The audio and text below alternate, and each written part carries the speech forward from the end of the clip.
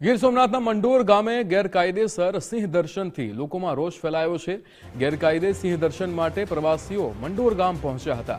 One વિભાગની team પહોંચતા car અને ટુ વ્હીલર મૂકીને ભાગ્યા હતા। મંડોર ગામમાં લાંબા સમયથી સિંહ પરિવાર વસવાટ કરે છે।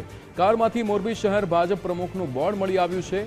કારમાં દારૂ હોવાના પણ સ્થાનિક આગેવાનોએ આક્ષેપ કર્યા છે।